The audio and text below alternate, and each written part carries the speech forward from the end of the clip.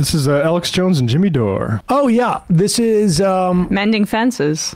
I guess so, yes. And also building them. Yeah, I didn't pull from the thing where they talk about how Jimmy spit on him and had a fight, because I thought that's kind of like beneath my... A little bit. Life is short. Yeah. But here is the... this is the migrant crisis, let's be clear, is not a function of U.S. policy that has undermined democracy in multiple states in Central America and Latin America. It is not a function of things like NAFTA and CAFTA, which undermined the ability of people to make money in farming and whatnot. It is not a function of things like climate change, which has also undermined the ability of people in these societies to make a living through, let's say, farming and whatnot. It's orchestrated. And to the extent that there's a crisis, it's really only because we as a society cannot come up with a process which is fair and just decent and allow people an opportunity to become citizens of this country. We will allow corporations to exploit them as workers without rights. That's a big part of it. You look to Texas, for instance. Yep. They'll put barbed wire. They will attempt to have their local police arrest people for crossing the border.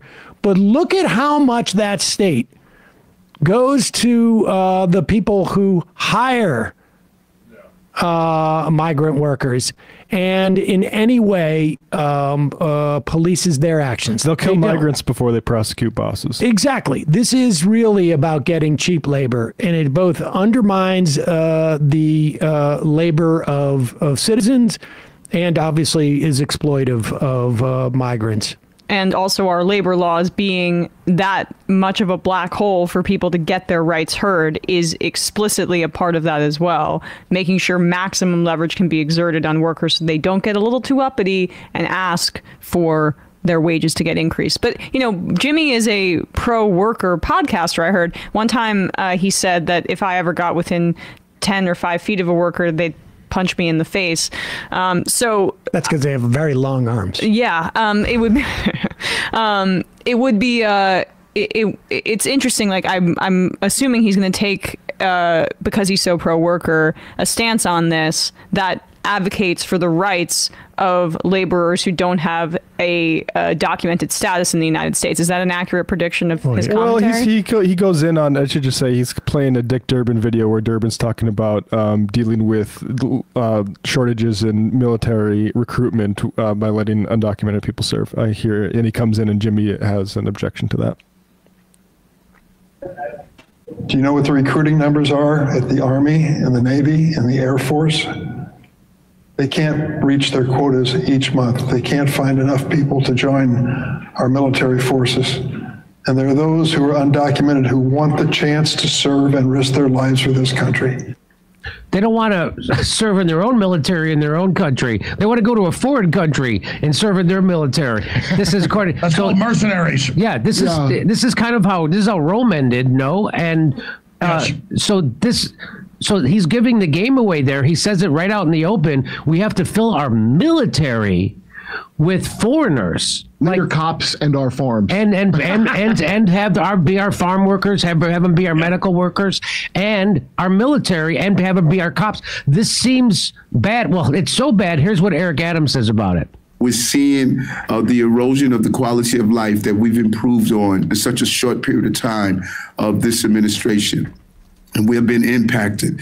For many months, we were able to keep the visualization of this crisis from hitting our streets, but we have reached a breaking point. We're no longer able to do that because of the volume in numbers. Just last week, we had 3,900 people that arrived here. We are averaging anywhere from 2,500 to close to 4,000 a week.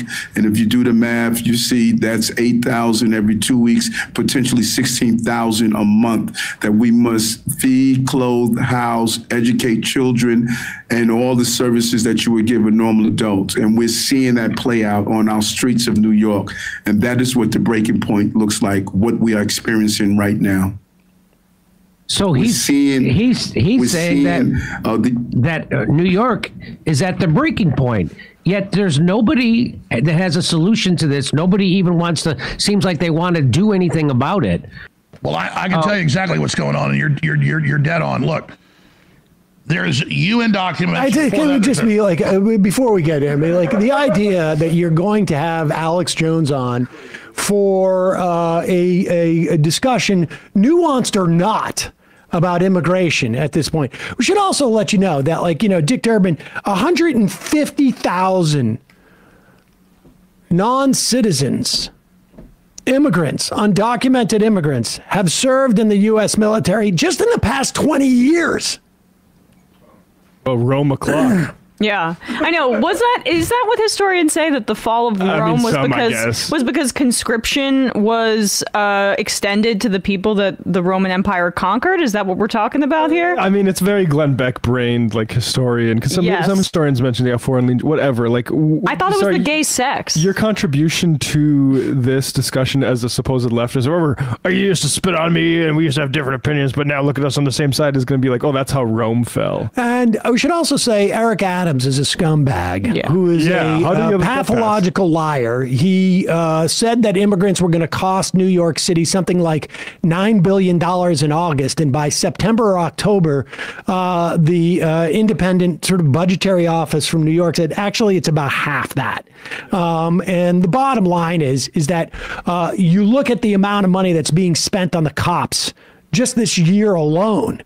In New York. And before anybody says, well, that's why crime has gone down, explain to me why crime has gone down in every major city in the country that didn't have this explosion. Eric Adams is just paying for cops. Yeah. Now, maybe Jimmy Dore doesn't have a problem with that, but that's just a fact of the matter.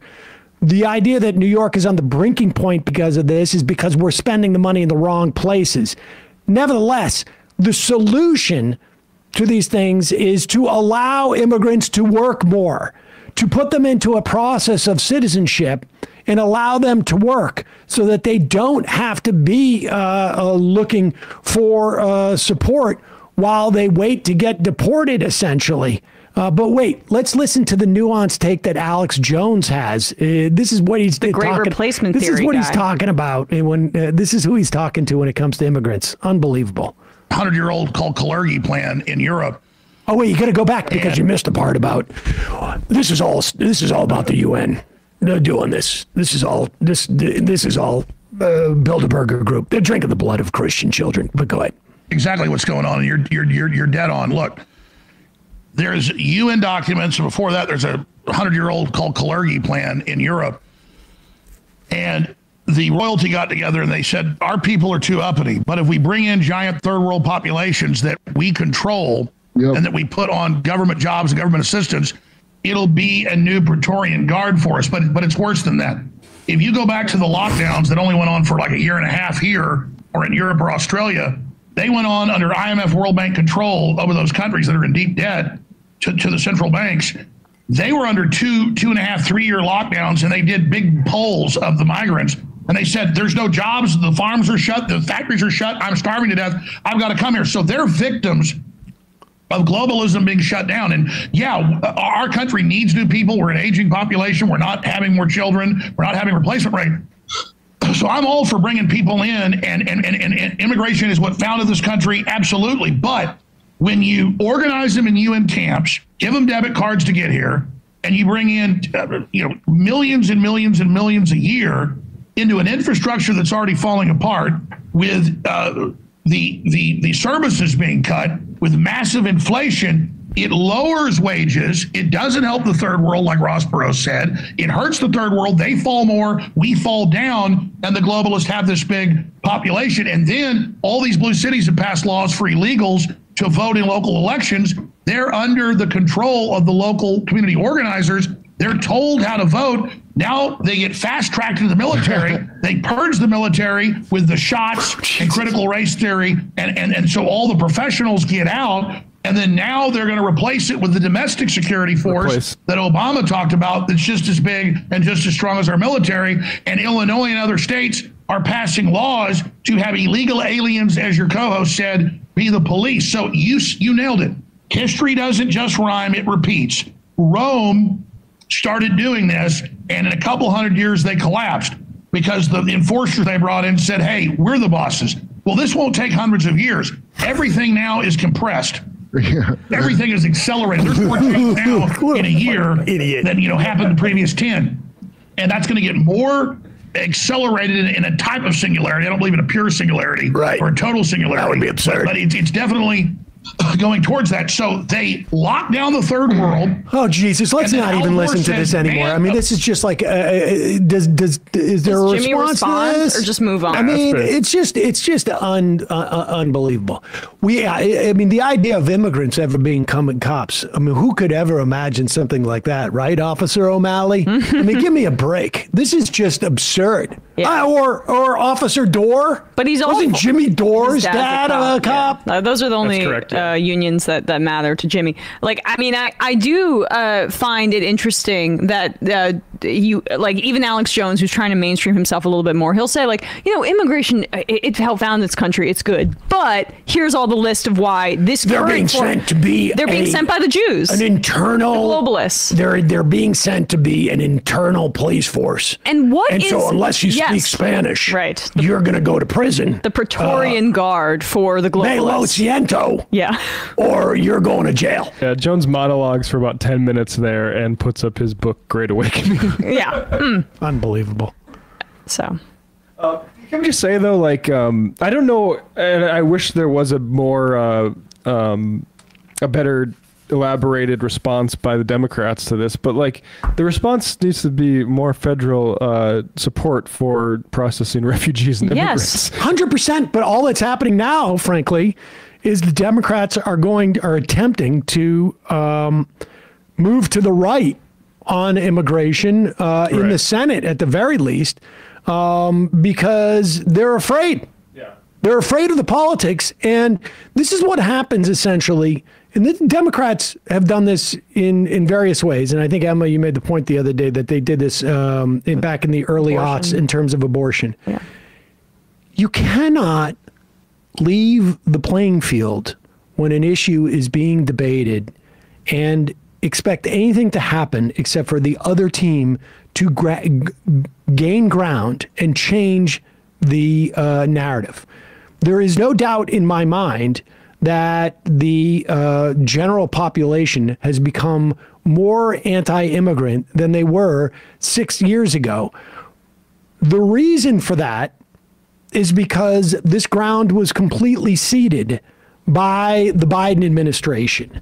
And they attempted to maintain policies at the border, and in many instances did, that were Trump border policies. Now, yes, I know there was, intervention by the courts that made it more difficult in some instances for them to reverse policies, but in other ways, there wasn't. And it has just been this lack of coherence and this temerity in actually fighting for some type of immigration policy and making the case to the American public that has now left them in this position where they're, retreating and essentially, looking for any opportunity they can to be anti-immigrant. It's disgusting. Yeah, and it's going to yield I don't think even short-term political benefits for the Democrats to walk that line, because Fox News is still going to every single day say how Biden is soft on the border. The frame of this is that there's a bipartisan consensus to allow an invasion of the country, and nobody wants to do anything about it. They're about to impeach frickin' Mayorkas over this great replacement theory adjacent nonsense. The House is about to impeach Mayorkas, or attempt to. They only have like a 1 or 2 vote margin now because McCarthy's going. There's another guy, I think Jones is going, and Scalise apparently, despite the fact that I think he voted in any opportunity he could to inhibit the use of fetal tissue, is going for fetal tissue therapy, which is, I would imagine I would like to see a bigger deal of this on the right. I mean, it's baby satanic. parts. Yeah, it's satanic. But while they're trying to impeach Mayorkas in the House, which I don't know if they'll be able to do because of the vote threshold they have. Yeah. In the Senate, the Republicans there are negotiating with Mayorkas to limit the amount of immigrants that come in. That's the thing. They don't care about the immigration policy whatsoever.